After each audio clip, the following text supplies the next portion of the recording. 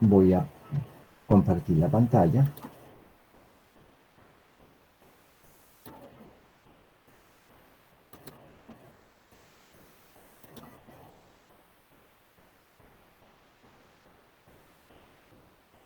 Exactamente. Entonces, este es el oscilador externo que se conecta a la energía y el tema es mantener el péndulo del reloj, donde hemos hecho una estrategia para la fricción eh, y que precisamente pues es tratar de reponer esa energía que se va perdiendo en el tiempo, o la amplitud va disminuyendo en el tiempo. Y entonces nosotros encontramos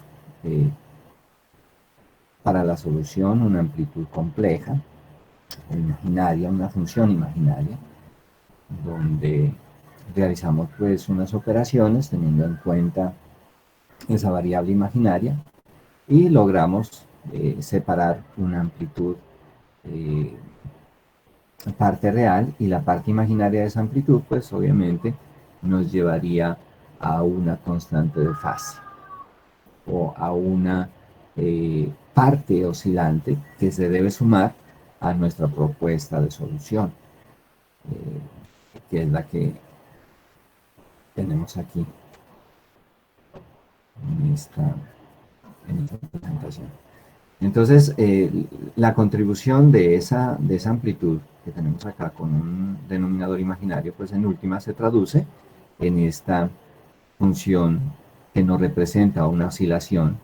Ya tendríamos una amplitud que oscila, y al separar de aquí la parte real, pues nos quedaría que la parte real es A', eh, dada por esta expresión que vemos en, este, en esta presentación. O sea, esta sería la parte real, no hay el, la variable i o el número i, no lo tenemos aquí por ningún lado, ninguna variable imaginaria. Y la propuesta de solución, entonces, además de encontrar esa amplitud con que oscilaría el péndulo del reloj, pues aquí en la fase se suma esta. Y aquí ustedes la ven. Al pasar esta función imaginaria a expresarse en términos de suma de seno y coseno, donde el coseno pues está en la parte real, que es lo que realmente nosotros tomamos como el, la parte que tiene representación física. Y teníamos entonces aquí las gráficas de cómo sería la gráfica de esa amplitud, cómo sería el comportamiento de esta A', que sería la parte real de esa amplitud, y la condición de que la fuerza externa y la velocidad eh, lleguen a tener una coincidencia de fase, o pretendan alcanzar, o traten de alcanzar una coincidencia de fase, y eso ocurriría solamente cuando este ángulo phi pues, se acerca al valor de pi medios. Entonces las fases de tanto de la fuerza como de la velocidad serían iguales, y eso significa que tendríamos en el ciclo de oscilación del péndulo tendríamos un trabajo positivo la mayor parte de ese periodo. Entonces aquí, teniendo en cuenta que ese ángulo phi se puede encontrar como la cotangente de esta cantidad, como el gráfico lo ilustra, entonces pues básicamente si tenemos una diferencia entre las dos frecuencias, entre la frecuencia natural y la frecuencia del oscilador externo, casi iguales, esto sería, tendría una tendencia a cero, y la tangente de pi medios, pues obviamente de cero nos daría infinito. Entonces, en ese caso, nosotros tendríamos que la tangente pi medios tendría una tendencia a infinito, eh, físicamente. Significa que la frecuencia externa sería muy próxima a la frecuencia natural de oscilación. Y ese sería el fenómeno de resonancia. Nosotros tendríamos aquí una eh, amplitud máxima, que se puede ver pues obviamente de acá, de esta ecuación, cuando estas dos son iguales, esto desaparece, esto sería cero y tendríamos solamente la raíz cuadrada de este término.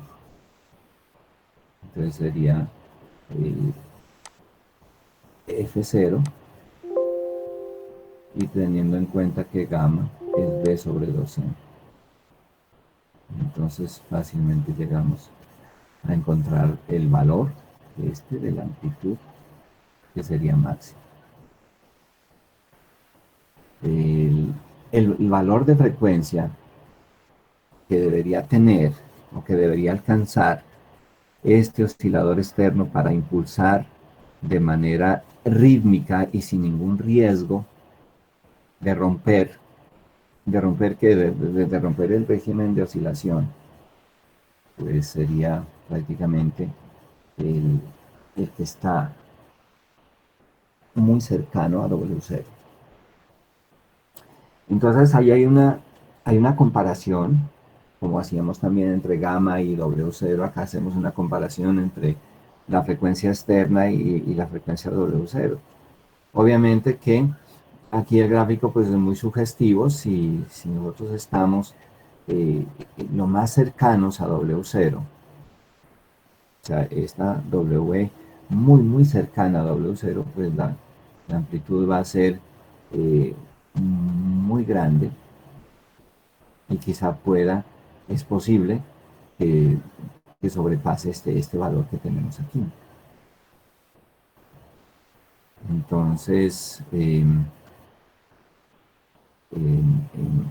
ese caso, tendríamos una situación eh, muy riesgosa para el oscilador. Y Por una pregunta. sí, cuénteme. En lo que es la amplitud en el caso de resonancia, ese valor B del denominador es una función que depende de la viscosidad del fluido donde se desplaza el péndulo o es una constante. Sí, es la misma B que caracteriza el fluido, ¿no? Y está relacionado con la viscosidad. Es el mismo que hemos mencionado en las oscilaciones amortiguadas, ¿no? Este mismo de aquí. Pero entonces, en este caso, ¿el valor de B cambiaría con el tiempo de la oscilación o el valor debe ser constante durante toda la oscilación? Eso es constante. O sea, no podemos eh, no podemos concebir físicamente que uno cambie el B, a menos que esté cambiando de líquido o a menos que esté cambiando de disco aquí, ¿cierto? Que es el que hace fricción. Porque el B tiene un valor dependiendo de la viscosidad y dependiendo de la forma y el material del que está hecho el disco del péndulo. En general, dependiendo de la forma que tenga el objeto que está oscilando sumergido en ese líquido. ¿Sí? Entonces, ese B es constante.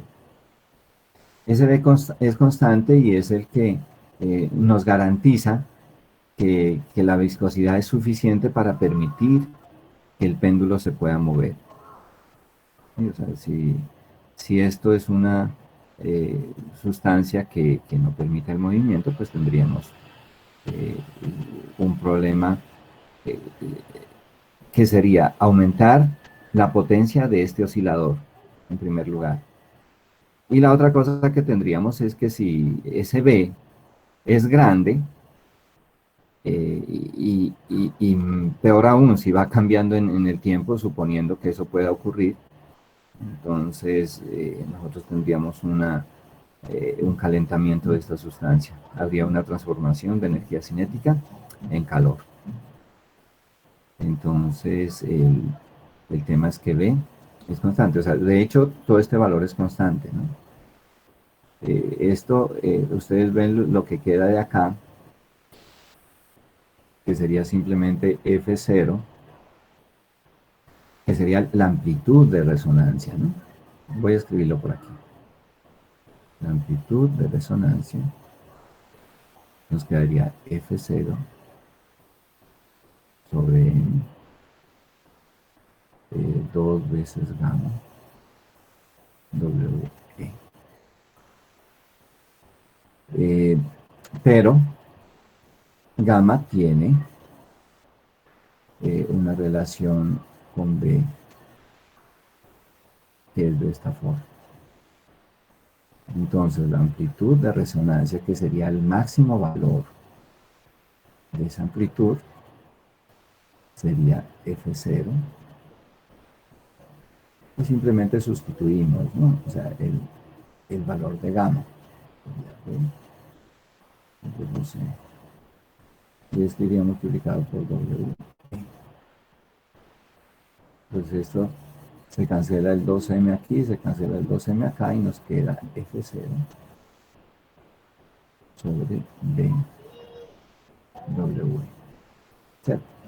Es este valor que es constante, porque pues obviamente la fuerza que ejerce la cantidad de movimiento que comunica al oscilador externo es el mismo, debe ser el mismo. De lo contrario tendríamos un riesgo de dañar las oscilaciones, de no conservar la armonicidad, bueno, etc. Entonces, esta amplitud de resonancia es eh, el máximo valor que podría obtener ese oscilador.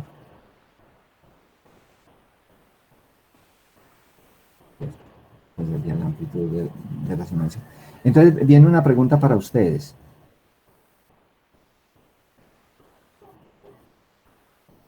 ¿Es posible en la realidad que tengamos una amplitud mucho mayor que la de resonancia? Ese es el gran interrogante. ¿Qué opinan ustedes, según lo que acabo de decir?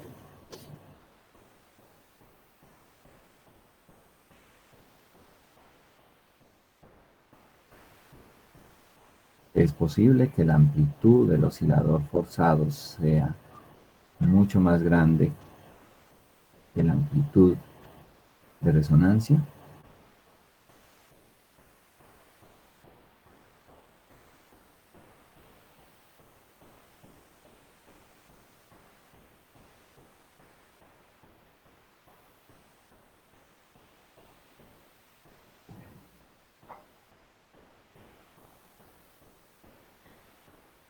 Revisen las ecuaciones que tenemos.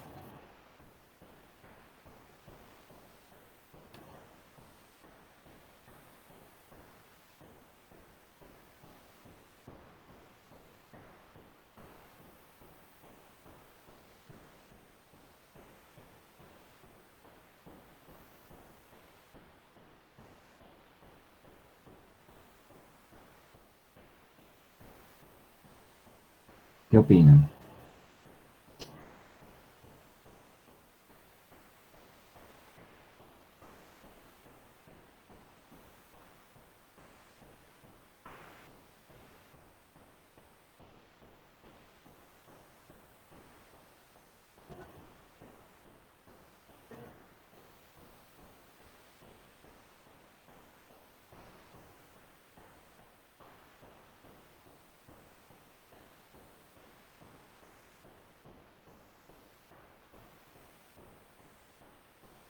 De hecho, nosotros tendríamos que entrar a comparar eh, ese valor de la amplitud de resonancia con el valor de la amplitud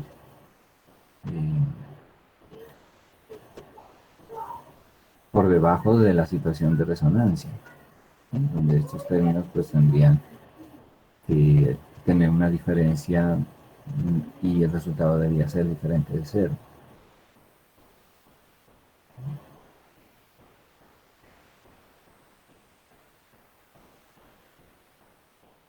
O sea, de hecho, cuando este término no es cero, pues tendríamos un denominador, aunque esté en raíz, pero tendríamos un denominador mayor en comparación. Si esto es cero, pues tendríamos un denominador menor.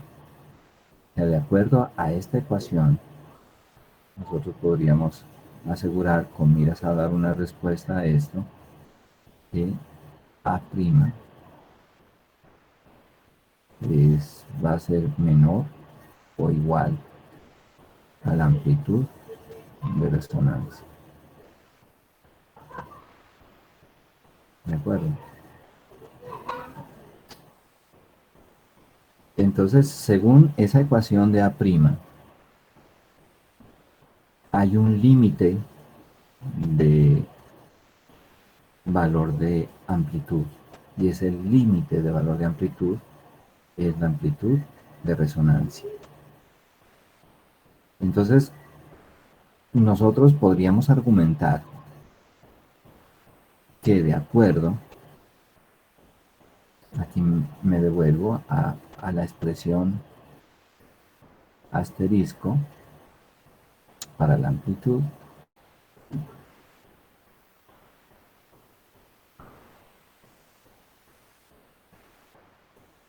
A', y aquí lo dice implícitamente, máxima será igual a la amplitud de resonancia. Cuando W, E, que sería la frecuencia de resonancia, sea lo más cercana a W0. Ahora, este aproximadamente igual en la realidad significa que su cercanía no es lo suficiente como para lograr este valor. ¿Sí? O sea, yo me puedo aproximar eh, aquí unas décimas quizá del valor de W0, me puedo ir aproximando. Pero físicamente es casi que imposible tener una frecuencia igual a W0. Por eso en esto yo debo ser muy claro. La frecuencia de resonancia es la frecuencia que es lo más cercana, tiende al valor W0, es lo más cercana, pero no es. O sea, yo no puedo decir que la frecuencia de resonancia sea igual a W0. Esto es físicamente falso. Esto no es cierto. Que la frecuencia de resonancia sea la misma frecuencia inicial. Nosotros aquí argumentamos con la herramienta matemática que es el límite cuando tiende a W0. Pero entonces, cuando nosotros consideramos la posibilidad de que la frecuencia del oscilador externo sea la misma frecuencia natural, pues vamos a tener un valor muy alto de amplitud. ¿Y eso qué significa físicamente? Que este péndulo del reloj, al tener una amplitud tan grande, por eso yo les dije a ustedes, tengo que comparar esto con la amplitud dada por asterisco, con esto. Entonces sería un valor tan grande que es posible que tenga un, una extralimitación al límite de amplitud, que el ángulo phi sea mayor a 16 grados. Pues si el ángulo phi es de oscilación del péndulo es de 50 grados, pues yo no tengo un oscilador armónico. Podría considerar un oscilador, pero pues obviamente voy a tener eh, un riesgo de que ese péndulo pues pierda el ritmo en cualquier momento. Entonces no voy a tener un buen conteo de los segundos, de los minutos y de las horas. O sea, el péndulo oscila de manera arrítmica, con riesgos de, de que la fricción aumente o con riesgos a que rompa el mecanismo del reloj, porque esos son mecanismos pues muy débiles, muy pequeños, muy livianos, y pues las cosas deben ser con oscilaciones pequeñas. O sea, esa filosofía sigue siempre desde un reloj, desde el mecanismo del reloj hasta el motor del transbordador espacial. sigue esa filosofía, que las oscilaciones involucradas sean pequeñas, sean leves. Entonces, si esto fuese cierto aquí, se rompería el péndulo, se rompería el funcionamiento del péndulo. No podríamos eh, considerar que eso sirva para el compás de la medida del tiempo. Esa sería la respuesta aquí. Ahora, en cuanto a lo que tiene que ver con la efectividad de captar la energía que le proporciona este oscilador externo en cada golpecito que le dan, pues depende de la sincronía. Y la sincronía en este caso significa que justo cuando este péndulo alcance la amplitud, el disco a través de este martillo aquí lo va a golpear. Entonces no va a ser ni antes ni después, justo allí. Y el golpe debe ser transfiriendo una cantidad de movimiento necesaria para que el péndulo recupere su energía por fricción, que perdió por fricción. No puede ser ni menos ni más. Si es más, vamos a correr el riesgo de destruir el mecanismo del reloj. Incluso eso yo lo puedo eh, argumentar como que se desprendería de aquí. Si el golpe es demasiado fuerte aquí, pues este eje a través del cual esta varilla pues del péndulo está girando, se desprendería. ¿De acuerdo? Entonces, en este orden de ideas, si nosotros queremos saber qué tan efectiva es la energía que le está comunicando el disco que gira aquí al péndulo, porque aquí nuestro tema de interés es el péndulo, no el disco se conecta a energía y ya, no hay ningún problema. Pero ustedes vieron en el video lo importante que es que esto se mueva en un reloj, para dar oportunidad a que vaya marcando con el giro de una rueda dentada. Cada paso de la rueda dentada es un segundo, bueno, y ahí se desencadena una cantidad de mecanismos que van a eh, generar unos movimientos circulares que son periódicos, que son armónicos y que llevan un compás de tiempo, que son la unidad fundamental, pues los segundos, y ahí en adelante pues ya sería el minuto y la hora.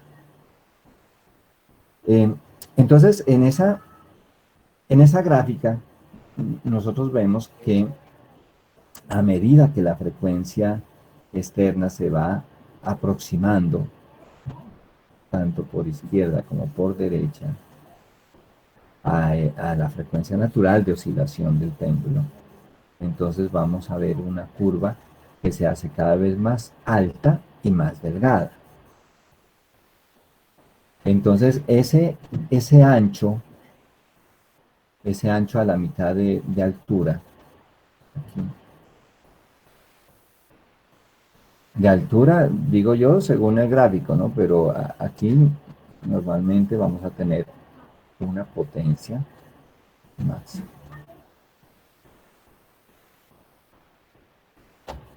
Entonces, en esta marca aquí, nosotros debemos considerar un medio de esa potencia máxima. La mitad. O sea, aquí voy a escribirlo por este lado. Un medio de ese valor de potencia máxima. ¿Sí? O sea, que ya el oscilador externo le entregó energía al péndulo y va recuperando y la idea es que se mantenga. Entonces nosotros inmediatamente, dependiendo de esa comparación, dependiendo cómo W se va acercando esta W externa, tengo que ir buscando. De hecho, estos osciladores externos tienen una perilla para graduar esa frecuencia. Y aquí yo voy tratando de aumentar linealmente o exponencialmente o logarítmicamente, bueno, al ritmo del que esté hecho el oscilador. Yo pueda cambiar esa frecuencia y pueda ir buscando la frecuencia acercarme a W0. Entonces aquí, en el caso de la curva de color violeta, tendríamos una curva muy alta, quizás sería lo máximo que tendríamos en este mecanismo, y marcamos aquí cuál es el ancho, literalmente, de los valores de frecuencia, que son valores que se van a distribuir a cada lado, y a eso lo llamamos delta W. Entonces, el factor de calidad simplemente sería W0. Fíjese que en el caso de amortiguamiento lo hacíamos en comparación con gamma, frecuencia cero y gamma. Acá lo hacemos entre frecuencia cero y ancho de la curva de potencia versus frecuencia, valores de frecuencia externa. Bueno, entonces, esa cantidad nos daría, eh, eh, eh, para hacernos una idea de cuál sería el valor del factor de calidad. De hecho, pues en un problema que yo resolví les mostraba ese, ese valor de frecuencia va a ser siempre mayor que el delta W. Y el delta W, imaginemos una curva muy alta como una aguja, como una función delta. eh, Básicamente el delta W sería muy cercano a cero. Entonces, si delta W es muy cercano a cero, el factor de calidad aumenta considerablemente. Entonces, aquí en orden, ¿no? Para interpretar esto, o sea, W0 siempre va a ser mayor que delta W. Y el delta W, pues en última sería catalogado como la diferencia, ¿no? Entre W0 y WE. De tal manera que cuando delta W tiende a cero, entonces Q tiende a infinito. Pero es eso, o sea, la flecha nos indica que es una meta, que hay que aproximarse, pero físicamente para lograr esas dos cosas, o una, pues que es consecuencia de la otra, para lograr esto, hay que invertir mucho en conocimiento, mucho en tecnología, hay que utilizar los mejores materiales, hay que tener los mejores mecanismos de conversión de energía. O sea que esa es eh, toda una vida, ¿de acuerdo? Por eso los productores de mecanismos distintos, por ejemplo, de relojería mecánica y de relojería electrónica, eh, hasta grandes sistemas que mueven aviones, motores, eh, pues obviamente compiten eh, y dejan una generación, le deja el problema a la otra generación, trata de resolverlo, eso es de varios cientos de años. Entonces, si yo hago un oscilador, si yo hago un reloj, eh, me tengo que atener al juez máximo, que es cuál es el factor de calidad de ese reloj. Yo puedo hacer un reloj con un factor de calidad eh, 10. ¿Ustedes creen que sería bueno?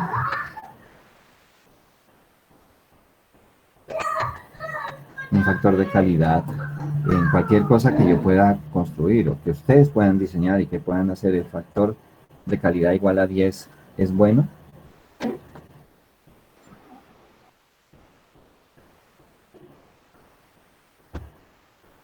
Profe, pues no. ¿Por qué? No sé si usted, bueno, recuerdo que usted había mencionado que un factor de calidad debería estar por encima de los 100 y pues este llegaría hasta los miles. Exactamente, y eso va de acuerdo al tipo de sistema, al tipo de sistema oscilante. Entonces, nosotros podríamos calcular el factor de calidad de una rueda de bicicleta o de un sistema de pedales pues, de esa bicicleta. Podríamos calcular el factor de calidad de una motocicleta. Podríamos calcular el factor de calidad de una bombilla que tenemos en la casa.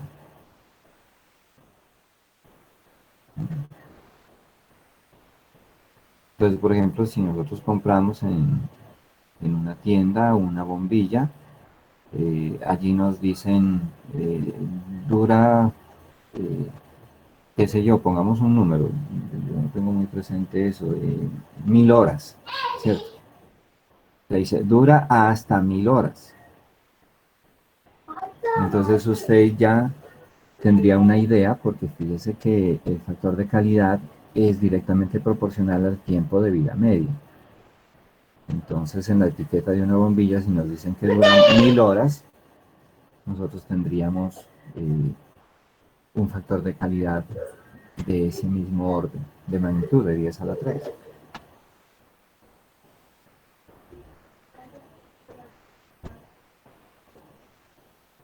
Eso significa que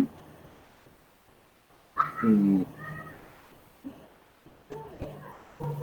el oscilador, aparte de haber superado con un mecanismo la fricción, es muy eficiente en dos cosas. Primero, en consumir menor energía y en ser muy efectivo en comunicar la fuerza al oscilador.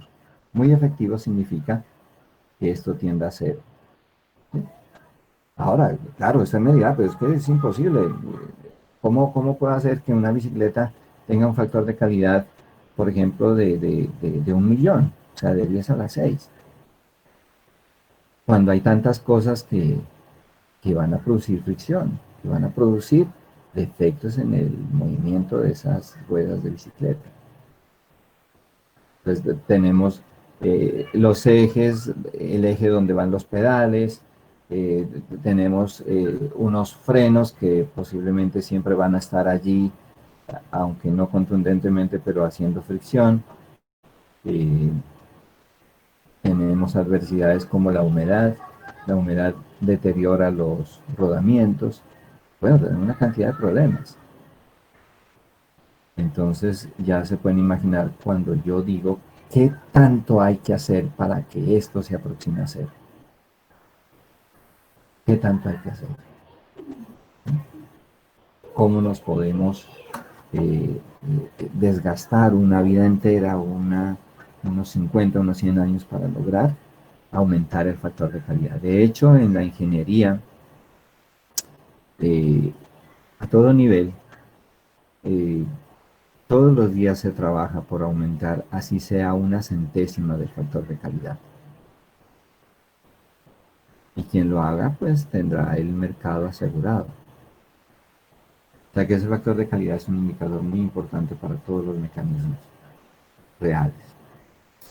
Bueno, observemos aquí un resumen de esto, de las oscilaciones forzadas. Entonces, nuestro pretexto fue el péndulo de reloj que está aquí. Está sumergido para simbolizar la fricción leve. Y tenemos un oscilador externo. Entonces tenemos el oscilador forzado y el oscilador externo.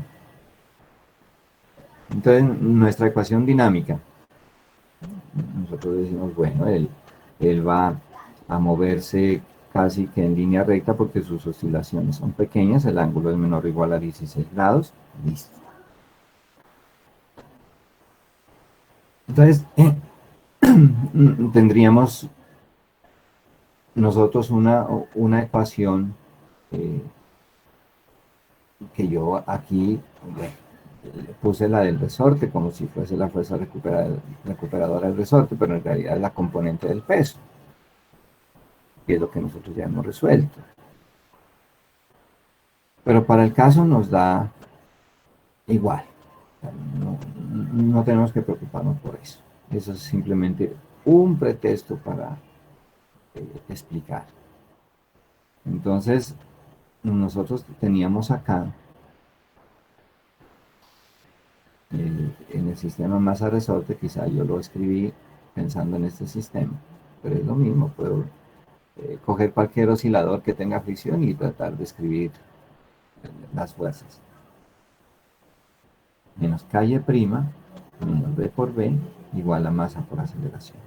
Entonces acá nosotros tendríamos lo mismo, menos Kx, como si la fuerza recuperadora fuera proporcionada por un resorte, menos Kx, menos B por B, la presión en el líquido, en el fluido, y tendríamos una fuerza que va a oponerse a estas dos, que sería la fuerza externa, generada por el golpe eh, proporcionado por el oscilador externo. Y eso igual a masa por aceleración. Entonces fíjese que esos dos signos aquí son muy importantes en cuanto a la aceleración que produce el sistema, que sería la masa E. O sea, si ustedes me dicen, pero es que, ¿cómo así? Ahora el tema de la fuerza recuperadora no es menos K por X. Entonces, yo simplemente podría poner aquí, en este lado, un soporte muy fijo a la pared, y teniendo en cuenta pues que el ángulo es pequeño, no va a llegar hasta acá, y aquí un resorte que vaya pegado aquí. Entonces, como yo les decía a ustedes, que el, el tema es de las posibles fuerzas que intervengan durante la oscilación de un objeto, pues hay que ver cuál es la que termina imponiendo el ritmo. Entonces yo puedo decir, bueno, es que esta varilla es tan liviana y esta masa es tan pequeña que la fuerza recuperadora del peso es básicamente anulada por la fuerza recuperadora del resorte. Son cosas que se me ocurren en el momento, pero tendríamos entonces menos K por X. El resorte siempre va a hacer que el ángulo phi sea menor, sea cada vez menor. Menos B por B es una fuerza que hace que eh, eh, ese ángulo también no crezca demasiado. Pero hay una fuerza externa que sí dice que ese ángulo phi debe recuperarse. Entonces eso es igual a la masa por aceleración de este extremo del péndulo. Entonces aquí hacemos una ecuación diferencial teniendo en cuenta que esta masa la pasamos a dividir acá. Entonces tendríamos la segunda derivada de x respecto al tiempo. Dígame.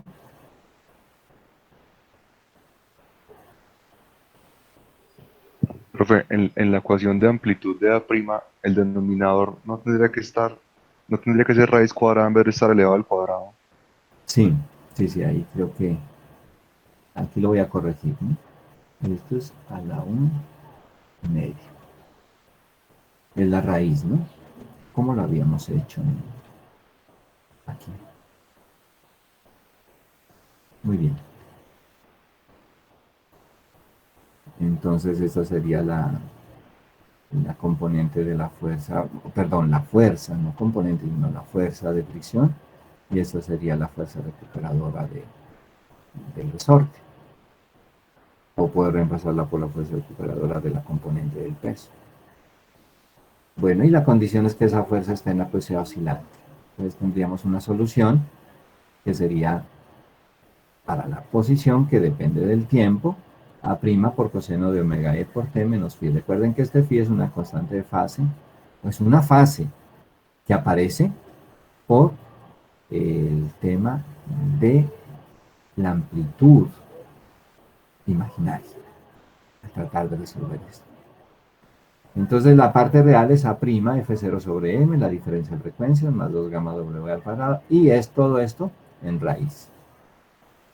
El ángulo phi, que es la fase aquí, sería encontrado como la cotangente de 2 gamma W sobre W0 cuadrado menos W al cuadrado. Esa es una cosa que nos va a ser de mucha utilidad. Fue una pregunta. Sí, Como usted aquí ¿cómo? estaba mencionando, pues que cuando añadió ahí el resorte, pues para ejemplificar y todo eso, que al final debíamos determinar cuál era pues como la que imponía el ritmo. Digamos que cuál podría ser como un parámetro ahí para determinar, que además, por ejemplo, aquí no estamos considerando las soluciones a la ecuación homogénea, o sea, para sumarla a la solución particular que sería la que usted tiene ahí en rojo, porque obviamente esta solución particular sería pues, como la de estado estable cuando pasa mucho tiempo. Entonces, ¿a eso se refiere usted cuando dice que debemos solamente considerar la que impone el ritmo pues, al final? Claro, claro, sí. De hecho, la solución aquí tendría que pasar por una solución amortiguada, ¿cierto? O sea, tal como lo hicimos en el amortiguamiento. Más otra parte de la solución que correspondería a la forzada. Pero entonces nos quedamos solamente con la parte forzada porque se ha superado ese amortiguamiento, porque ha quedado atrás, ya no es importante y por eso tuvimos que pagar aquí, porque tuvimos que invertir para contrarrestar la fricción. Entonces, en últimas aquí yo digo, bueno, es que quien impone el ritmo de la oscilación del péndulo en última no es ni el resorte ni la componente del peso, sino la fuerza externa. Entonces, cuando nosotros dijimos que la solución era de la forma aquí, fíjense, ya fuimos conscientes de eso. Y dijimos, bueno, es que la posición del péndulo debe depender sobre todo de la fuerza externa. ¿Sí? Es como si nosotros, por ejemplo, eh, jugáramos a, a tratar de empujar a una persona. Entonces le decimos a un niño de 2 años, ayúdeme a empujar a esta persona. Entonces la fuerza que usted hace para tratar de empujar con sus manos a una persona es mucho más efectiva que la pequeña fuerza que hace el niño. Esa es la comparación. Entonces termina imponiéndose su fuerza. Es exactamente lo mismo acá.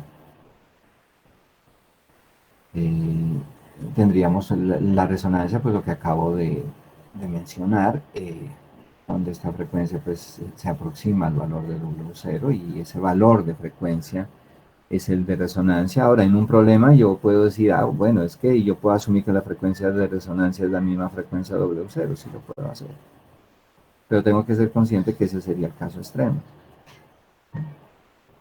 y que sería el mejor de los casos. Si eso fuese así, si estos fuese cero, estrictamente cero, pues estaría a un paso de decir que no tengo que pagar energía para mover el péndulo.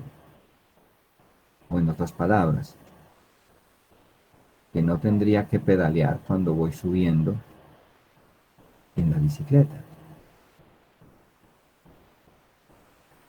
Ni más ni menos que eso. Entonces, bueno, esta es la amplitud de resonancia. El ángulo tiene que ser aproximadamente pi medios para que haya máxima absorción de energía, o sea, tengamos una potencia del péndulo permanente y siempre nos va a indicar un trabajo positivo, porque ustedes vieron el mismo análisis que hicimos en el amortiguado y nos daba un trabajo negativo, precisamente por este signo menos de la fuerza de fricción. Y el factor de calidad como la comparación entre la frecuencia natural y el ancho de frecuencia. El ancho de frecuencia es básicamente la diferencia que habría entre estos dos valores. Estaría dado por eso. Solo que por convención se habla de buscar el valor máximo de la potencia y medir el ancho literalmente a la mitad de ese valor máximo de potencia. Pues esta es nuestra lección 3. Tenemos las ecuaciones diferenciales, los resultados, y aquí uno puede encontrar también cuál es la velocidad y cuál es la aceleración. Solo que a diferencia del amortiguado es que esta A' ya no depende del tiempo. Entonces sería como una constante por la derivada de una constante por una función que sería coseno de WT. O sea que esto en última sería, si ustedes comparan esta función, ¿sí? Entonces comparada con la función x de t de un oscilador armónico, donde nosotros decíamos, bueno, allá es x0, que era la amplitud, o simplemente a0 por coseno de omega 0t. Más o menos delta, o sea, lo que uno quiera aquí, una constante de fase, ¿cierto? ¿Qué conclusión sacarían ustedes de esa comparación?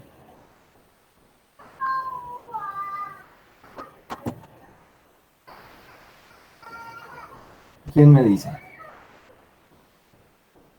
¿Qué conclusión sacamos de ver esas dos funciones y de buscarles algo diferente o parecido y sacar una conclusión importante en el curso que estamos desarrollando?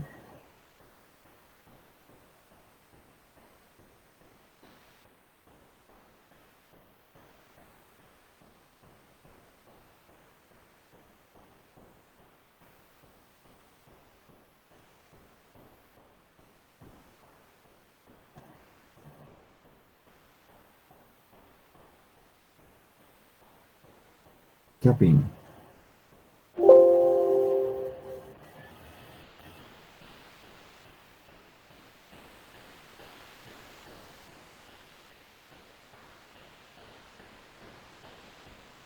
A ver, vamos a ver qué nos dice Carlos Enrique Murillo.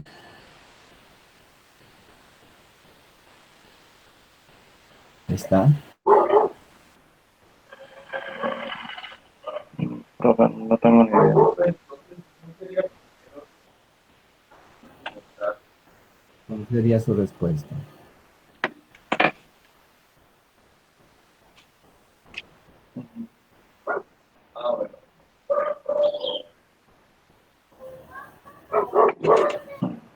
Profe, yo tengo una pregunta.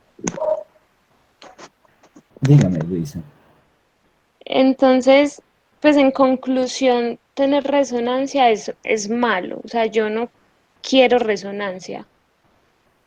Porque es que según entiendo, o sea, sucede cuando las frecuencias de las fuerzas oscilantes me van a coincidir pues, con las frecuencias naturales, ¿cierto? Pues sí, sí Sí. coinciden, o sea, y no pueden coincidir. O sea, que yo no quiero que suceda resonancia, o sea, que la resonancia pues es mala en conclusión, porque dañaría el sistema. Sí. La, la Por ejemplo, resonancia. si eso sucede en un puente, entonces el puente se cae, ¿ok? Exactamente, se rompe. Pues ustedes ven en internet algunos videos de cómo el viento pone a oscilar los puentes colgantes, los puentes que penden de cables.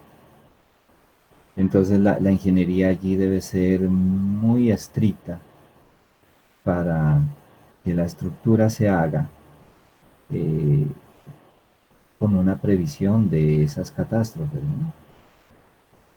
Pero eso es Pero casi imposible, ¿no? Pues es muy difícil uno es prever difícil. eso y evitar esa resonancia porque pues a mí me parece demasiado complicado hacer que las frecuencias no coincidan. Sí, de hecho, o sea, yo diría una cosa. En- eh, realmente un ingeniero no debe preocuparse por eso. Lograrlo es muy complicado. Ahora, eso no significa que fortuitamente y sin proponérselo se dé, como el caso del viento que hace oscilar el puente. Entonces uno no sabe las ráfagas de viento como vengan. Y fortuitamente haya una cacería, yo lo llamo así, de la frecuencia natural de oscilación del puente. Y lo destruye. Hay graderías de estadios cuando hay fútbol y hay público y saltan. El estadio empieza a oscilar y no se sabe cuántas personas tenemos ahí, quién salta más que el otro. Bueno, tenemos una situación de osciladores armónicos al azar y cualquiera de ellos puede coincidir con la frecuencia natural de oscilación de la gradería del estadio, entonces el estadio se parte. ¿De acuerdo? Eh, Sutilmente un violinista eh, puede interpretar una frecuencia muy cercana a la de oscilación de una copa de vino y la puede romper solamente con eh, la energía de las ondas sonoras. No necesita tocarla y solamente él trata de acercarse a esa frecuencia natural de oscilación. Entonces, pero esas son cosas pues de mucho entrenamiento. Si usted le pregunta a un violinista cuánto tiempo entrenó, pues él dirá toda la vida, ¿no? Para poder eh, cazar ese valor de frecuencia natural de oscilación. Es lo mismo que yo les dije a ustedes al comienzo, nosotros como personas, como seres humanos, tenemos una frecuencia natural de oscilación. Y la de Iván Andrés es diferente a la de Carlos Enrique, la de David Esteban es muy distinta a la de Alejandro Ramírez. Profe, qué pena. ¿Podría repetir eso último que sonó como todo metafísico? ¿Cómo así? No es Profe, metafísico. pero no se supone que pues todas las personas deberían tener las mismas frecuencias naturales, porque por ejemplo, entonces, cuando diseñan un taladro, pues eso vibra cuando uno lo usa, pues se supone que deberían diseñarlo con un tipo de frecuencia que, pues, que no coincida con la del cuerpo humano. Entonces, en general, todas las frecuencias humanas deberían ser iguales, ¿no? Porque entonces, o si no, sería muy difícil hacer muchos artefactos o aparatos. Ya en realidad Pues sí, las porque, frecuencias por ejemplo, humanas podrían ser o sea, diferentes, pero se tendría un rango. O sea, Exacto. pero un rango, Es pero muy pequeño, ¿no? correcto, Carlos Enrique. Es muy correcto. O sea, nosotros debemos hablar del espectro de frecuencias. Y dentro, el espectro de frecuencias es un conjunto de valores de frecuencias naturales, donde allí vamos a estar como seres humanos, con nuestro valor de frecuencia natural. Entonces, si usted me dice, bueno, ¿y cuál es ese rango? Entonces nosotros podemos decir, teniendo en cuenta nuestra situación sensorial y que eso está muy ligado a la edad, entonces nosotros podemos tener, digamos, 1.000.000 de valores de frecuencia, o quizá unos, bueno, 1.000.000 quizá me quedo corto, podemos tener un rango de frecuencias de 0 a 1.000.000, pero continuo, o sea, un conjunto de números reales. Entonces ahí cabemos todos los habitantes de la Tierra, ¿de acuerdo? Entonces cuando se hacen cosas que son macroscópicas, eh, que llegarán a la mayoría de habitantes en la Tierra, pues esas frecuencias eh, quizá para algunos serán más drásticas que para otros, porque de todas maneras van a, a cubrir todo ese rango de frecuencias propias de los seres humanos. Y si nos vamos para un lado, vamos a afectar las plantas, vamos a afectar a las mascotas, bueno, es muy complicado en toda la variedad de características de oscilación que hay, más que todo en los seres vivos. Entonces, el tema es que lo que hace un mago o lo que hace una persona que hipnotiza, pues él desarrolló una habilidad durante muchos años para encontrar fácilmente la frecuencia natural de una persona que incluso ni conoce. Y lo hace con un público. Pues cuando él está cerca de la resonancia y él sabe que en el público él puede ir eh, eh, a tratar de generar una frecuencia que cubran 200 personas, 400 personas, que estén allí en un rango más grande del rango de las personas que están en un auditorio. Y entonces los hipnotiza fácilmente.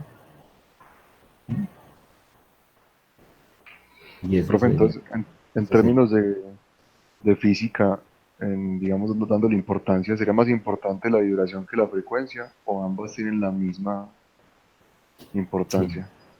ambas tienen la misma. De hecho, en una oscilación lo que importa es la frecuencia. En últimas, importa la frecuencia.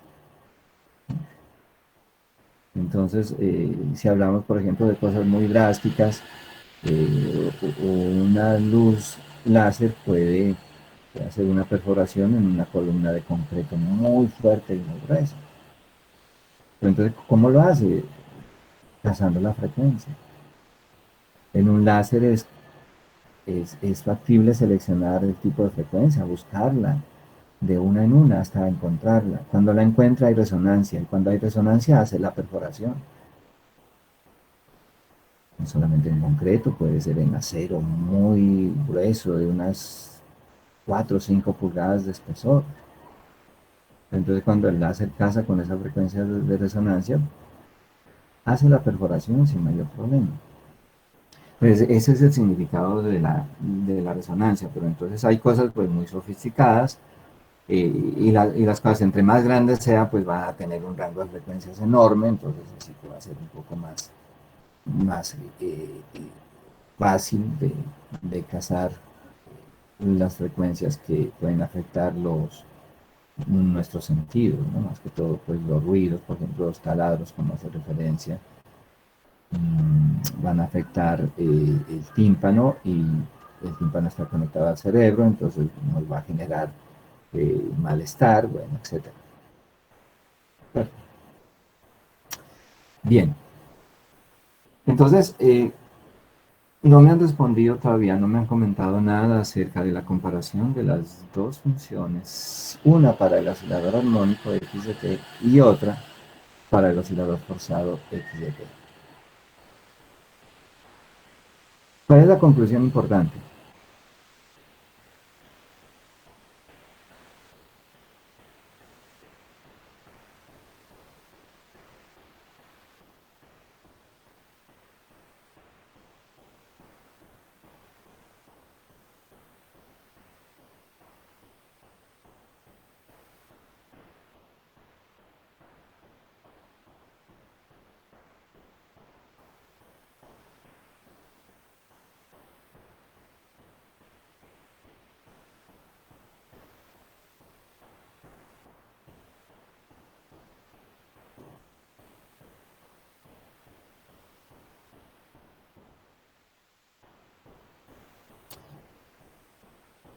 Creo que yo lo había comentado, sí, en una clase anterior lo había comentado, que a veces estudiar la física, que pues es la forma más simplificada, ¿no? De todo lo complicado que puede ser una situación real.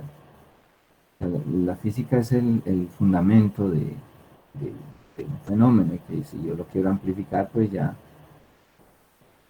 tendré que dedicarlo la vida entera o dedicarle mucho dinero a eso, o mucho conocimiento a eso, pero bueno, el fundamento es el punto de partida. Entonces, cuando nosotros estudiamos oscilaciones armónicas, eh, había que cumplir tres condiciones. Una, que esté en equilibrio estable; la segunda es que al perturbarlo tengamos un movimiento repetitivo con las mismas características, incluso siguiendo la misma trayectoria. Y 3, que es la más fuerte, que es que esa trayectoria pues sea muy simple, que sea prácticamente un círculo, parte de un círculo, y que podamos representarla en forma de funciones seno coseno. Esos son los 3 requisitos y que de entrada pues parecen imposibles. Y uno dice, no, pero pues, ¿para qué aprendo física si eso es una cosa muy ideal? Entonces cuando ustedes ven esas dos ecuaciones aquí son las mismas. Son exactamente de la misma forma.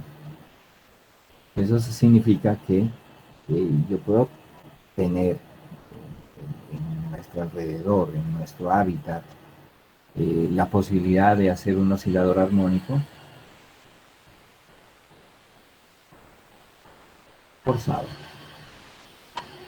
Y el oscilador armónico forzado es el mismo oscilador armónico. Solo que hay que conectarlo a la energía. Pero es un oscilador armónico. Y las ecuaciones son las mismas porque hacen parte de, o cumplen todos los requisitos de oscilación armónica. Esa es la conclusión.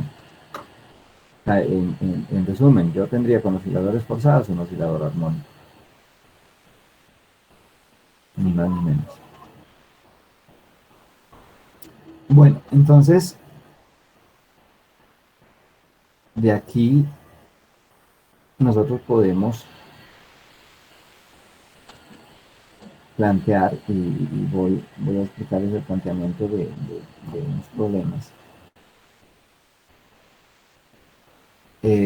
Por ejemplo, el problema 1 dice bueno, que hay un reloj, que hay un sistema de pesas que caen, que es el que recupera la energía y hace que se mantenga durante al menos una semana funcionando. Entonces es un caso de oscilación forzada, pero al caer un sistema de pesas,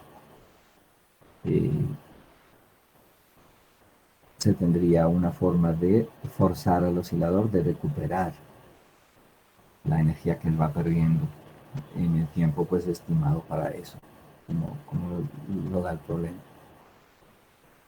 Entonces cuando nosotros nos encontramos con este enunciado, pues obviamente hay que tener en cuenta cómo organizamos las ideas de qué estamos hablando y habría que hacer un esquema de cómo funcionaría ese péndulo. Eso es importante. Entonces, yo voy a tratar de que ustedes tengan la iniciativa y en la próxima clase me muestren esta diapositiva con el dibujo que ustedes crean que obedece a la situación. Eso es muy importante, o sea, no necesariamente el problema es el dibujo y la pregunta, o el sistema masa-resorte, que ya sabemos cómo es, o el sistema de un péndulo, una cuerda y una masa muy pequeñita al final. Esas son cosas con las que estamos más familiarizados, pero hay cosas más elaboradas que se pueden ir abordando desde la física y el objetivo de este curso es eso, precisamente, no aprender lo básico, lo fundamental en cuanto a resolución de problemas y encasillándonos en una sola forma de hacerlo. Nosotros debemos ser capaces de imaginar, suponer y abstraer. Entonces, esa es una parte de la evaluación.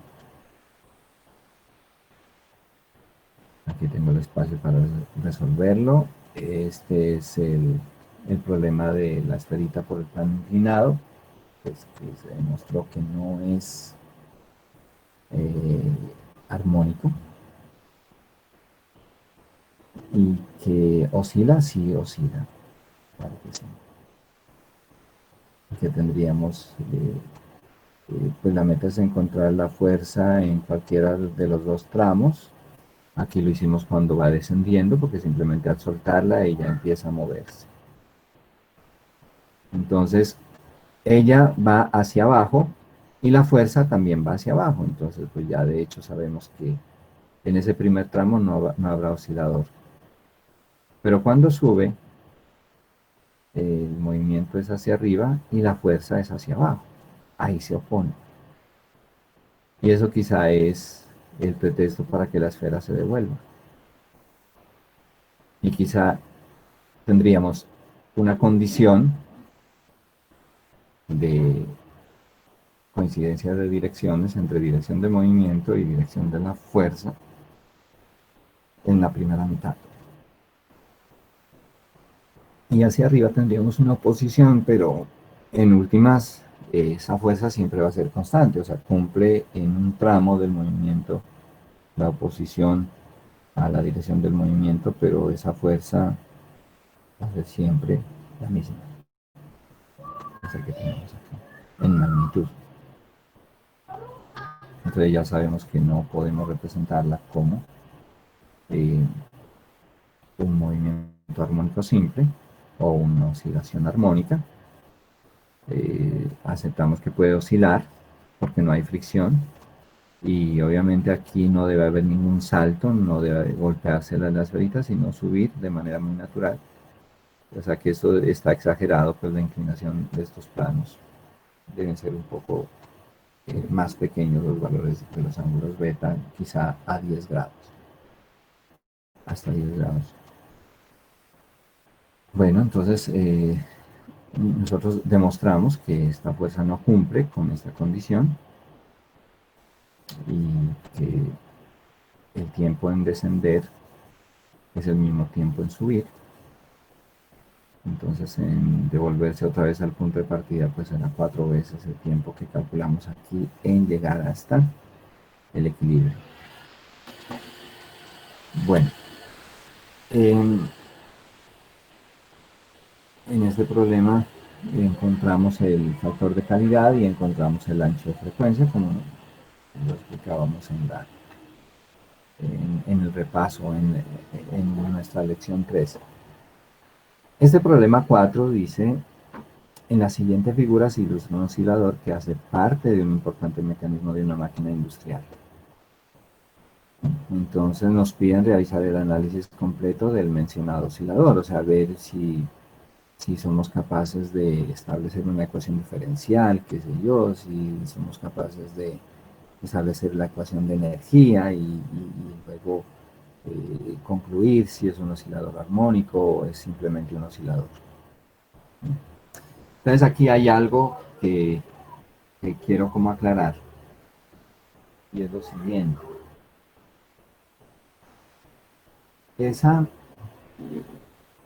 Ese disco es el que se va a mover o el que va a girar. Él está atado mediante un cable con cierta elasticidad. Está muy bien pegado aquí. Lo mismo que el resorte está muy bien ligado acá. Entonces, si nosotros giramos el disco en cualquier sentido, giramos hacia acá, entonces vamos a tener un torque recuperador por la cuerda, porque la cuerda fue deformada o trata de deformarse al girar el disco. O sea, nosotros debemos ser muy cuidadosos de no girar un ángulo tan grande, por ejemplo, este ángulo θ. Entonces no podemos exagerar con un ángulo mayor a 16 grados. Entonces, esta cuerda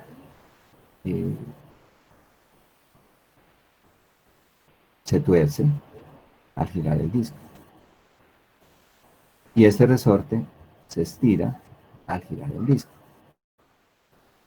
Entonces, la cuerda al torcerse ya trata de recuperarse. Entonces, dependiendo de cómo esté hecha esa cuerda, y yo la voy a llamar C mayúscula, la característica de que está hecha, si es de nylon, si es de alambre, si es de plástico, de fibra, bueno, todo eso lo resumo aquí en la letra C. Y el resorte, pues ya sabemos nosotros si es de cobre, si es de aluminio, si es de hierro. Entonces todo eso lo resumimos en la constante K. O sea, K no nos dice de qué está hecho. C nos dice de qué está hecha la cuerda o el cable. Entonces, esa C y esa K son las que van a intermediar en la proporción de la fuerza que van a realizar sobre el disco. En este caso el disco es grande, tiene un radio distinguible y una masa m. Entonces vamos a tener un torque generado por la cuerda y un torque generado por el resorte. Y esos dos torques siempre van a ir en el mismo sentido, sí. Y sí, eso va. Los dos torques van a ir en el mismo sentido. Entonces, nosotros tendríamos allí una identificación de los torques de recuperación o de los torques recuperadores y tendríamos entonces que sumar el torque de la cuerda y podríamos decir, bueno, la ecuación de movimiento sería el momento de inercia del disco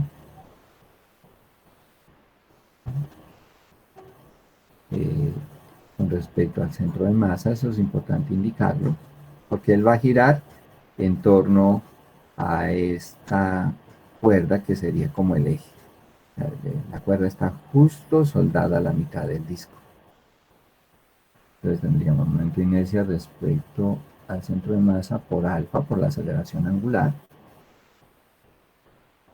igual la fuerza elástica del resorte es menos K por el giro que da el disco, el pequeño giro que da el disco, o sea que X sería una longitud de arco, que es básicamente una distancia lineal para ángulos pequeños. Sería menos K por X por el brazo, porque todo es respecto al centro de masa, que sería el radio. Y ahora el torque de la cuerda, fíjese que la fuerza elástica pues es proporcional a X. Entonces la cuerda sería, siguiendo este mismo camino, sería C por el ángulo recto, que es el que debe formar el disco cuando gira, gracias a las fuerzas recuperadoras de la cuerda y el resorte. Ahora, allí puede haber una confusión cuando yo escribo un torque de esta proporcionalidad. Y eso significa que vamos a tener allí unos puntos de adherencia de la cuerda al disco, donde cada punto de contacto, cada punto de adherencia va a tener una distancia diferente respecto al centro del disco. Sería muy difícil pensar que la cuerda sería tan delgada como un cabello, ¿sí? Pero aún así puede comunicar movimiento.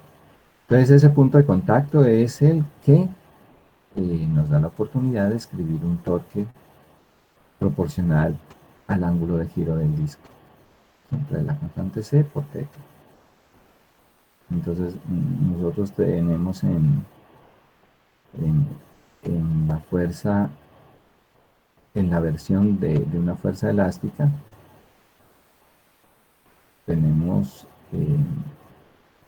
que esto en magnitud es K por X. Y acá tendríamos una fuerza elástica también de una cuerda hecha de una estructura con cierta plasticidad. Entonces sería en magnitud C por θ.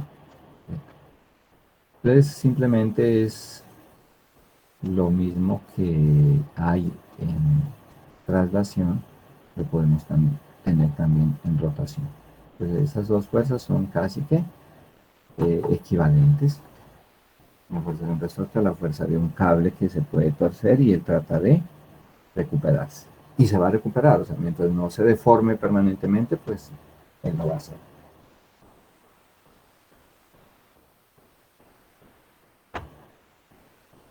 Profesor, qué pena, ¿no faltaría el brazo de la fuerza de la cuerda? ¿O por qué?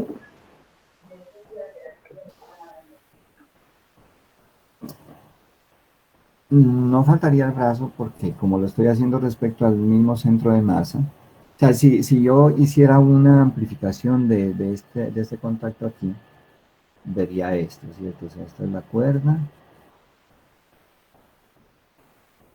Aquí. Y este sería el centro del disco. Entonces, nosotros tendríamos aquí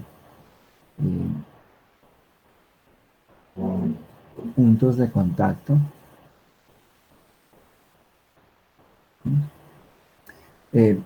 Perdón, sí, quizás su pregunta es porque yo aquí debo ser muy claro en la naturaleza, ¿no? O sea, en traslación hablamos de fuerza, en rotación hablamos de torque. Pero quizás de ahí viene su pregunta, pero bueno, yo aprovecho para explicarlo acá. Eso es torque. O sea, en rotación no hay fuerza, sino torque. En traslación sí hay fuerza como tal, o sea, el resorte K por X. Entonces cuando tenemos giro, tenemos rotación, tendríamos C por θ. Entonces, esta C debe resumir la variación que hay entre el efecto de torque y el ángulo. Entonces yo no puedo decir que aquí necesito brazo porque estoy hablando del ángulo θ. Y C, que es la característica de la cuerda, pero recuerden que, como lo hablábamos en la fricción por un fluido, esa constante de proporcionalidad entre fuerza y distancia, entre fuerza y velocidad, no depende solamente del resorte, no depende en este caso solamente de la cuerda, depende del oscilador que es el disco, unido a ese resorte, y del oscilador que es el disco, unido a ese cable. Profe, qué pena me Entonces, perdí. ¿Por qué torque de K? ¿por qué no le entendí? Es que pusiste torque de K igual a C por teta. Torque C, ¿no? Torque C. No es que es torque C para hacer referencia que depende de la cuerda, ¿no? Exactamente. Entonces, ¿qué es lo que resume esto? Que cada fibra que está unida a la superficie del disco tendrá una medida del radio y eso va a ser un cálculo, pues, quizá computacional para saber cuáles son los radios. Serán infinitos, ¿no? O sea, la forma como está adherida la cuerda al disco. Entonces, el torque lo resume C, el efecto de torque. Entonces yo digo, bueno, es que tengo, en esta forma como está adherida la cuerda al disco, tengo un efecto de giro que es proporcional al ángulo. Y C sería el responsable de evaluar esa suma de fuerzas por brazos, pero en proporcionalidad, yo me quito ese problema buscando el ángulo y no X. Porque el torque es R cruz F. Entonces acá yo tengo, o sea, no hay una versión de torque como lo escribió Newton. En los giros no hay una versión entre R, que en ese caso sería el radio de giro, y el ángulo. Además, porque no tendría una dirección como la quiso mostrar Newton, que sería perpendicular al plano del disco en este caso. Entonces no tendría caso escribir la versión de torque en coordenadas circulares, cuando nosotros podemos en estas dos expresiones conectar a través de, ya les decía a ustedes que esto es clave aquí, nosotros podríamos conectar esto con esto. Entonces el torque en giro, en efecto de giro, sería simplemente proporcional a θ. Y la constante de proporcionalidad sería C. ¿De acuerdo? Entonces yo no puedo pensar que aquí me falte un radio porque yo no estoy diciendo aquí que esto es fuerza. Sí, quizá yo escribí aquí fuerza, pero es torque. O sea, esto ya es torque. Así como esto es torque. Entonces tendríamos un torque 1 y un torque 2. Bueno, con esto yo puedo pasar todo a términos de ángulo. Entonces nosotros tendríamos que el momento de inercia respecto al centro de masa, le escribimos la ecuación diferencial, sería d2 θ dt2, lo dejamos en ese lado, dividimos todo por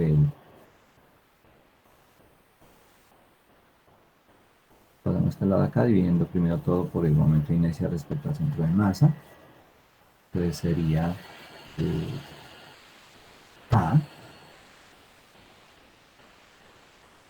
y reemplazamos X por θ, pero entonces X es E de θ. Entonces sería K L cuadrado por θ. Y esto debe ir dividido por el momento de inercia respecto al centro de masa. Y el otro término, el de la cuerda, sería C más C dividido el momento de inercia respecto al centro de masa por el ángulo θ. Y voy a borrar este dibujo aquí.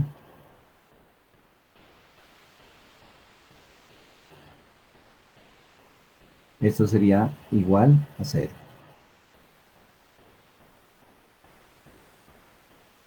Entonces la ecuación diferencial, fíjense que aquí tenemos que factorizar. θ aparece en los dos términos. dt al cuadrado más k l cuadrado más c, que tendrían denominador común, que es el centro de masa, y todo esto factor de la variable θ. Entonces verificamos que todo lo que esté dentro del paréntesis sea constante. Pues claro, el resorte tiene una constante K, es que utilizamos aquí. El radio del disco es constante. Las características de que está hecha la cuerda es constante, no la vamos a cambiar. Y el momento de inercia del disco respecto al centro de masa es constante. Recuerden que para un disco el momento de inercia respecto al centro de masa es 1/2 de la masa por el radio al cuadrado.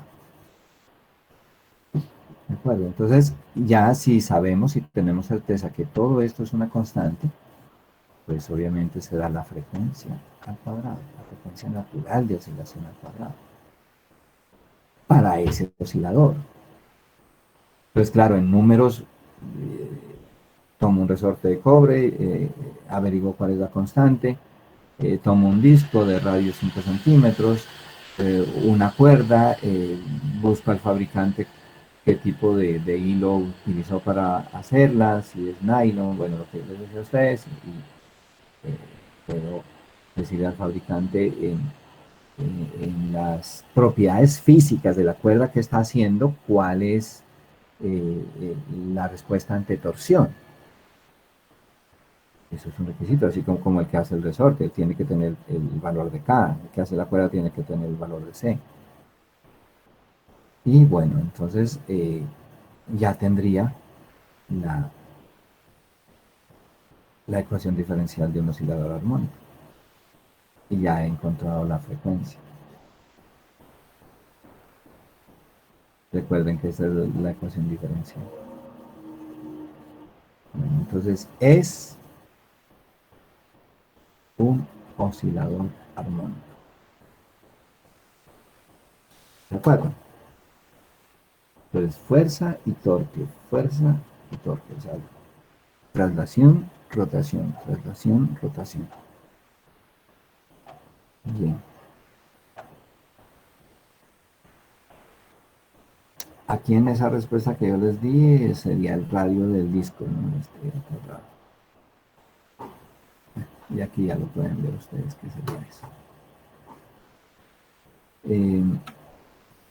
Aquí hay otro problema que es el de un juego de niños. O sea, son dos masas, dos carritos, digamos, que están unidos por un resorte. Entonces el niño junta los carros lo que más pueda y los suelta.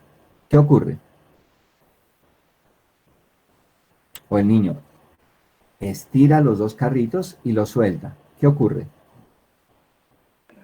Se retrae. Exactamente, empiezan a oscilar. Siempre y cuando no tengamos mucha fricción. ¿Cierto? O sea, el contacto que hacen los bloquecitos o los carritos con la mesa. Si son dos carritos de niño, pues les hacen unas ruedas pequeñitas, muy compactas, de tal manera que la fricción prácticamente se reduzca para dejarlos mover.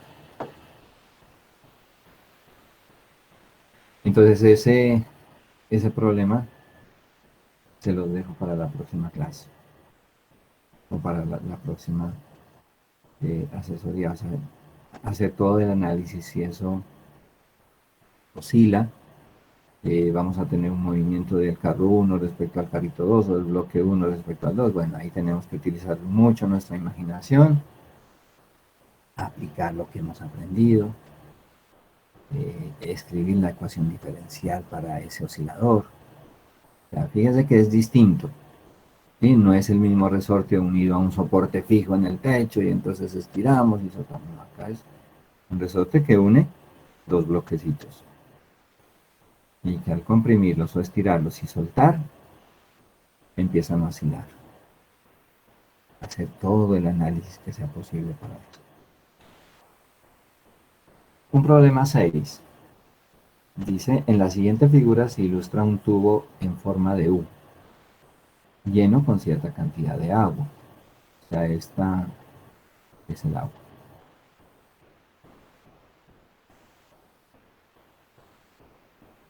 Allí estaría en equilibrio. Si nosotros con una espátula, una cuchara, tratamos de presionar en este lado hacia abajo, este lado de acá sube. Soltamos y el agua empieza a oscilar. Yo creo que en el de acá debo señalar cómo oscila cada masa. Solamente en dirección horizontal, ¿no? Porque alguien me dirá, pues que también puede saltar. Sí, también puede hacerlo, pero entonces nos vamos a complicar la vida. O sea, si a mí me dan ese dibujo, pues yo me restringo a que la oscilación es solamente horizontal.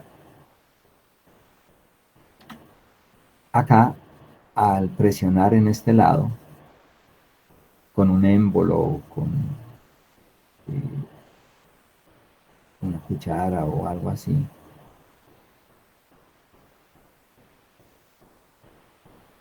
presionamos, quitamos esto y entonces el agua empieza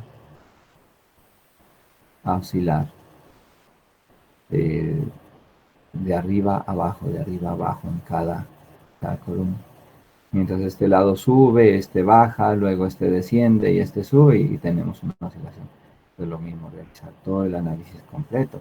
¿Cuál es el análisis completo? Es escribir las sumatorias de fuerza o las sumatorias de torque que intervengan, escribir la ecuación diferencial, identificar cuál es la frecuencia, cuál es el periodo, cuál es la frecuencia natural de oscilación.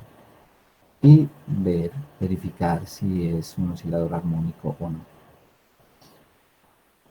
Aquí vamos a caracterizar el agua con una densidad ρ. La densidad del agua o del alcohol o de mercurio, etc.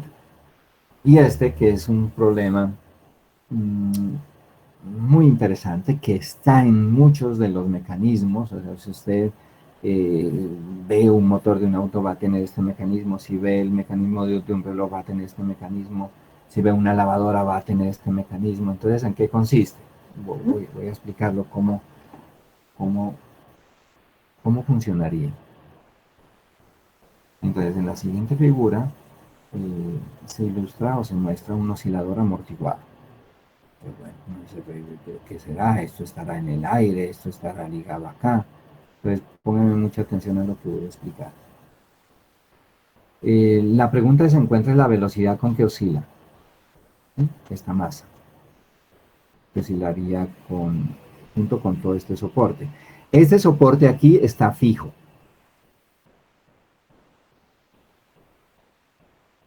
Soporte fijo y muy fuerte, ese no se mueve. ¿De acuerdo? Rígido, fijo. Ahí están ligados los dos extremos del resorte. El resorte de constante K1 y el resorte constante K2. Y ellos sostienen un soporte móvil. Voy a poner aquí, este es un soporte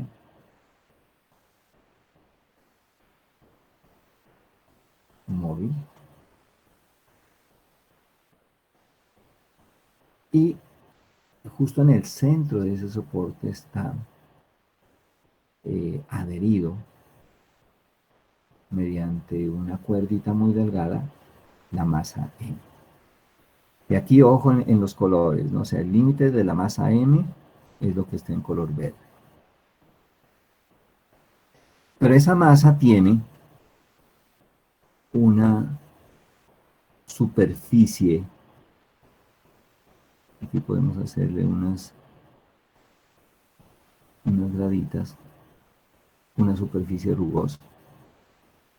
Bueno, no puedo definirlo, está muy pequeño, pero es como si nosotros amplificáramos acá en la dirección horizontal, tendríamos una superficie rugosa simbolizada de esta forma.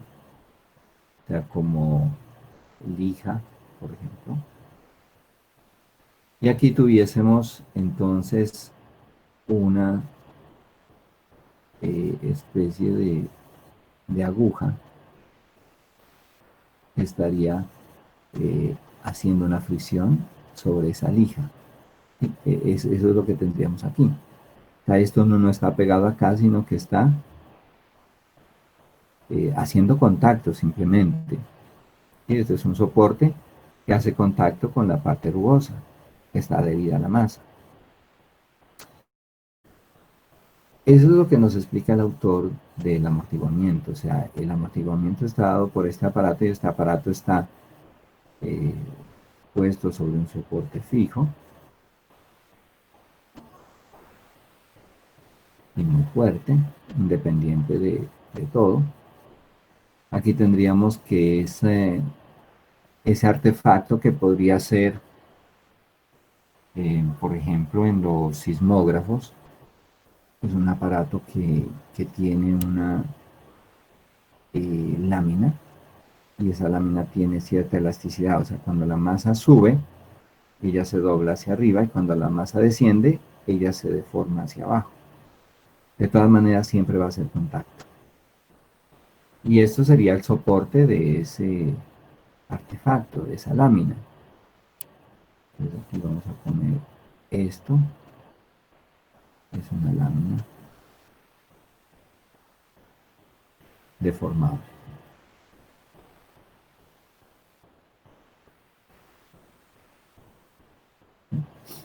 una lámina deformable. Y esta sería una superficie rugosa. Vamos a mencionar aquí que esto es una superficie rugosa. Entonces, ¿qué debo inventar para resolver el problema? ¿Qué debo inventar en el buen sentido? O sea, ¿qué fundamentos tengo para yo poder explicar, para yo poder construir una solución a este problema? Entonces, primero, me fijo en el tema del amortiguamiento. O sea, ese contacto, cuando esto se mueve en un sentido y en el otro,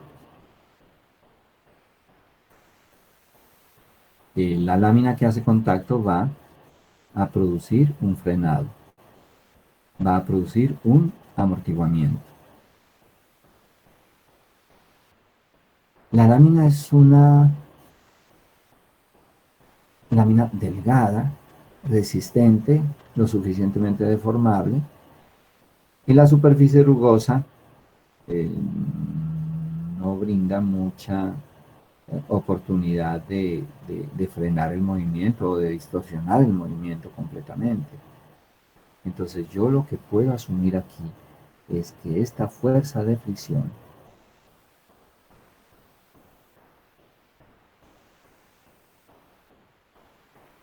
puede ser muy parecida a una fuerza de fricción de Stokes. Entonces es una estrategia para no sumergir eso siempre en agua o en líquido.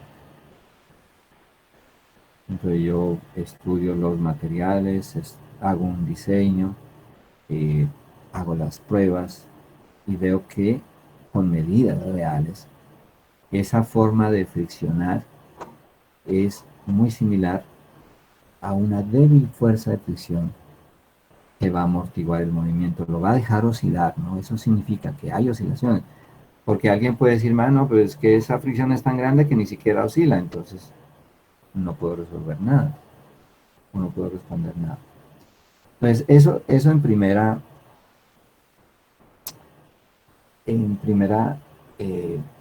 parte, ¿no? Para resolver el problema.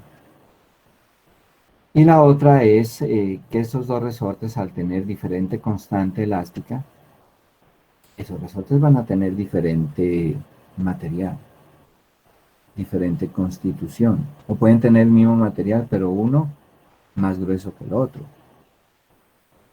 Entonces eso hace que hay una diferencia entre las constantes K1 y K2. De tal manera que en primera instancia debo salir del problema de cómo están actuando los dos resortes. Entonces, si eso está en equilibrio, nada más sería que movamos el bloque hacia abajo y lo soltemos. Entonces, inmediatamente actúan dos fuerzas elásticas, dos fuerzas recuperadoras hacia arriba. Y luego cuando esto pase el equilibrio, que sería la posición en que se encuentran, entonces vamos a tener compresión, comprimidos los resortes, y vamos a tener entonces que mientras el objeto sube, la fuerza desciende. La fuerza 1 y la fuerza elástica 2. Pero también debo tener en cuenta que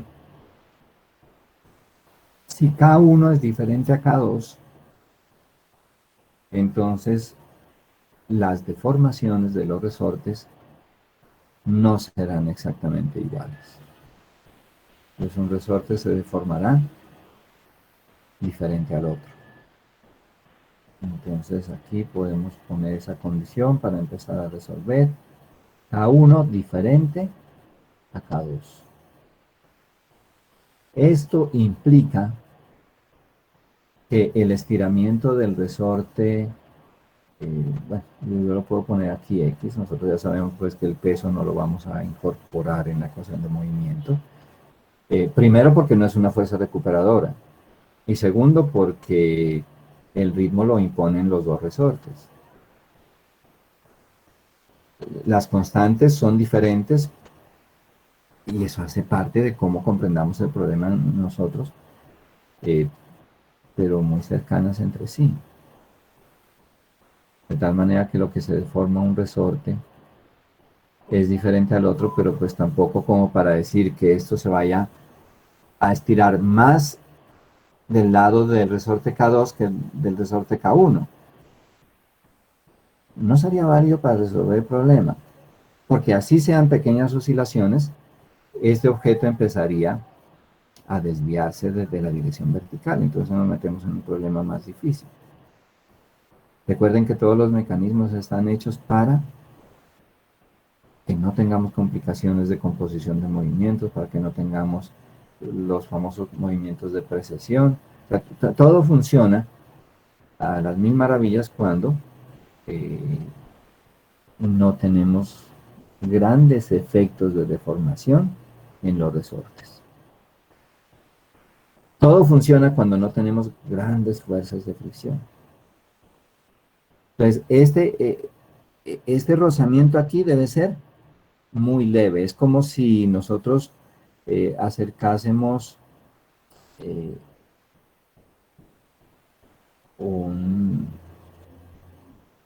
una prenda de vestir cuando está oscilando y muy despacio.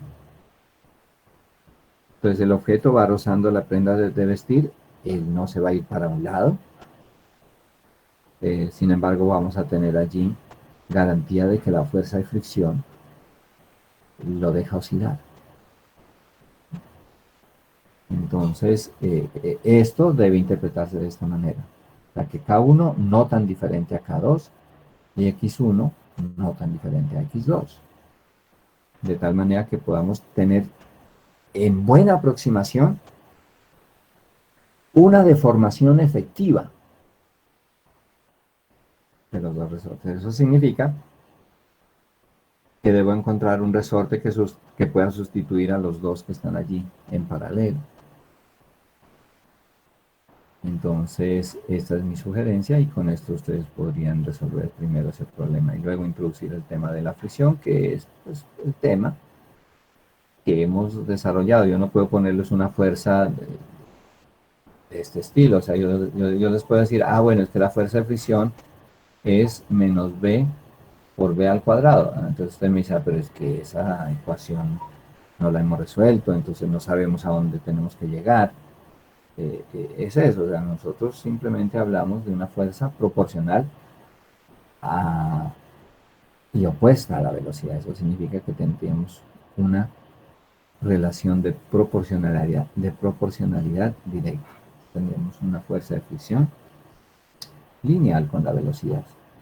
¿De acuerdo? Entonces, estos problemas me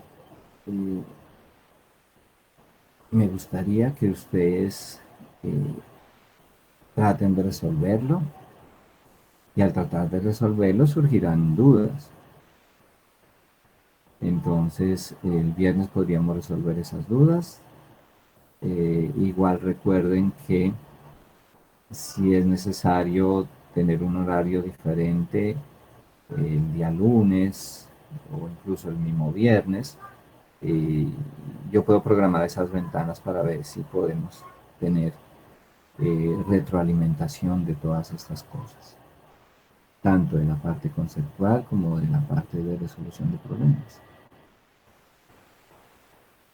Entonces yo haré la programación, se las enviaré a sus correos. Sin embargo, el día viernes, pues en la clase normal de 10 a 12, vamos a tener oportunidad de ver cómo van en su solución de problemas, pero que sean cosas de ustedes, de cómo pueden aplicar lo que hemos aprendido a estas situaciones, que se ven un tanto difíciles. Bueno, si hay alguna pregunta, me la pueden hacer. Este problema es muy importante. Entonces hay varias cosas que ustedes pueden ir haciendo y me sirve como herramienta para para reforzar, para aclarar, para volver a explicar. ¿Listo? Listo. Muchas gracias.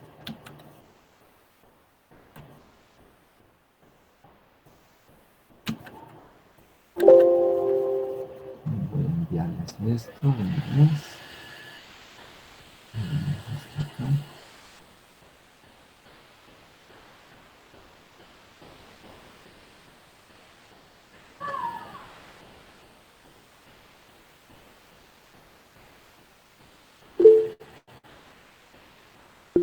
Que estén muy bien, nos vemos en la próxima clase. Muchas gracias. Hasta luego, profe, que estés muy bien. Bueno, gracias. Que estén muy bien. Que estén muy bien. Hasta luego. Hasta luego, muchachos. Muchas gracias. Chao.